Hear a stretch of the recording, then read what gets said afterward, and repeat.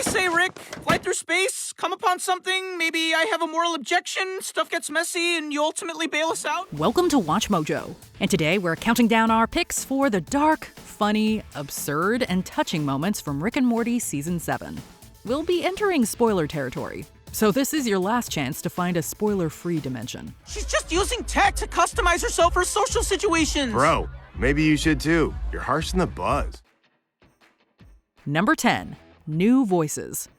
Given the controversies around show co-creator Justin Roiland and the subsequent decision by Adult Swim to remove him, Season 7 was always going to be different. It's finally time, huh? Well, lucky for you guys, I know how to make someone leave. With the announcement that the voices of Rick and Morty would be recast, we didn't know what the result would be, but thankfully, they turned out great. So nice that we're talking, all talking because we're a family and everything, and this is a good time we're having. Not only are they spot on in terms of reproducing the original voices, but Ian Cardoni and Harry Belden are able to deliver a lot of depth to Rick and Morty respectively that you'd think they'd been there since the beginning. Rick and Morty, we're back, baby! Check the glove box! Whoa, another gun! Number 9. Morty conquers his fear. Rick and Morty have seen a lot during their adventures, so it's no surprise to find out they don't scare easily. This Carnival of Nightmares used to be scary, right? We've seen too much. It sucks, because it's fun to break off a scare now and then. At a carnival of scares, the duo encounters a man who takes them to the scariest place in the galaxy, a fear hole in a Denny's men's bathroom. Intrigued, Morty jumps in, and at first, it seems like both he and Rick have easily conquered the hole. But when Diane suddenly appears, they realize they're still in it. Okay, we're clearly still in the hole. That's exactly what I was thinking. You never left the hole, and part of the hole is thinking you left the hole, and then it can really dig into you. Because you can't really be scared of anything if you know you're still in the hole. After a series of failed attempts to get out, Morty figures out that his fear is that he relies on Rick. Morty wanted a real scare, and existential dread might be the scariest thing of all. Is it that good? Should I go in? No! You holding out on me? You don't want to deal with it, Rick. There was messed up mental shit in there. Like Diane was in there. What? Not in a good way. Just trust me. Number 8. Saying goodbye to Bigfoot. In a quest to obtain infinite energy, Rick uses a captured Bigfoot to send him to Valhalla. I'm going to Valhalla, Morty! Your crap is going to be the first Valhalla-naut! Feel the excitement! It's a mission that involves taking down the Pope and a lot of regenerating clone bodies. Once Rick captures the Pope in a Pokeball, he and Morty decide to return Bigfoot back to the forest from where he was presumably taken. Wait, why are we at the woods? Time to go on home, big fella. Oh, okay. You're free.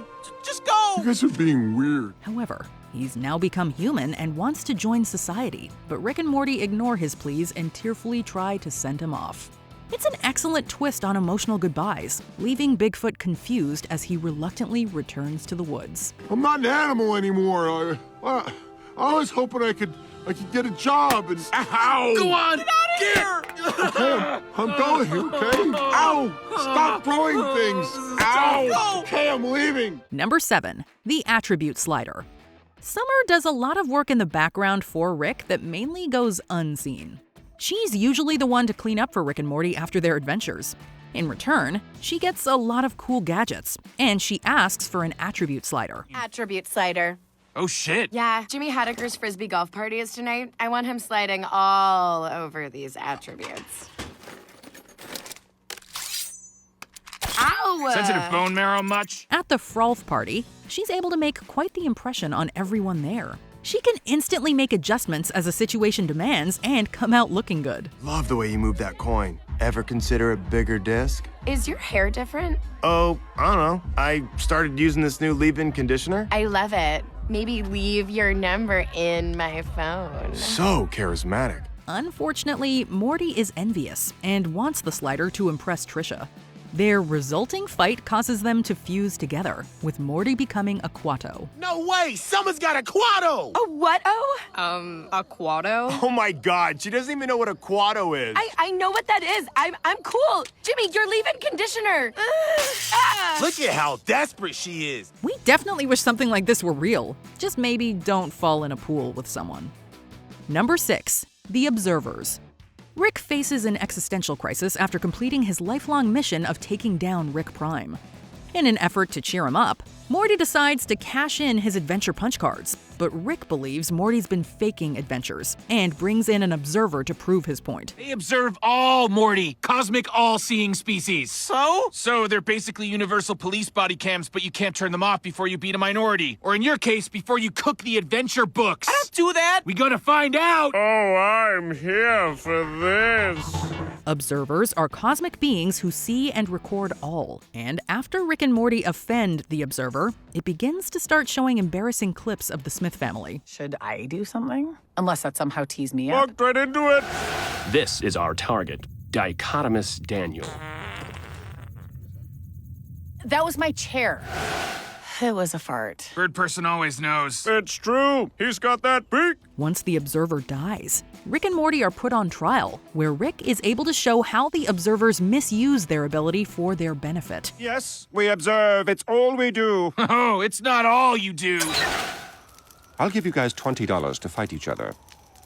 Money, money.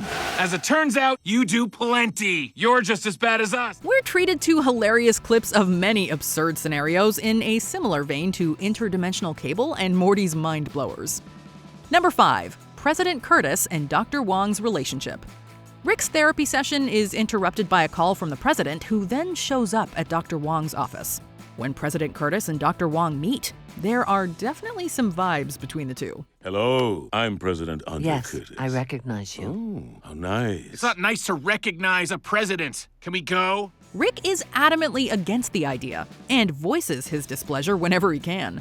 Curtis, however, goes so far as to assemble a crack team to investigate what's going on in Virginia just so he can initiate contact with Dr. Wong. I was surprised to receive your call, but excited. I haven't done field work since grad school. We think the people of Virginia have become some kind of hippie sex cult. I haven't done that since grad school either. Oh, Dr. Wong, you are a firecracker. While it seems promising at first, Curtis's need for approval causes her to end the relationship. We got to see another side of both characters' personalities, especially Dr. Wong, giving her some depth. The whole situation even got Curtis to realize he might need therapy. Don't take this the wrong way, but I think I might need therapy. Number 4. Trying to get Amy back. Mr. Poopybutthole has definitely had some trials and tribulations over the course of the series. Then I got fired from my job, my wife left me, broke both my legs, failed the bar exam. Ooh-wee, things went downhill from there. After staying with the Smiths while at his lowest point, Rick gathers a few friends to hold an intervention. The group ends up running into Hugh Jackman, who convinces Mr. Poopybutthole to get Amy back. What does your heart want, Little Ripper? Right now, don't think. Right now, my heart wants Amy back. Everybody, our friend wants Amy back. Launch idea! I will agree to anything in this state. In an unexpected turn, they find out that she's taken up with the Predator PI hired to track her. In a rash move, Mr. Poopybutthole decides to kidnap his son, but realizes that it's more important that his family is safe and secure while he works out his issues. This is my fault, all of it. And if he's gonna protect my wife and child, that's a great thing to know while I get my shit together. After many downs in his life, it's great to see things moving in a positive direction. Number 3. Evil Morty's backstory. Perhaps it's unfair to call Evil Morty evil, since all he wants to do is get away from Rick. He achieved that goal at the end of Season 5 when he broke through the central finite curve.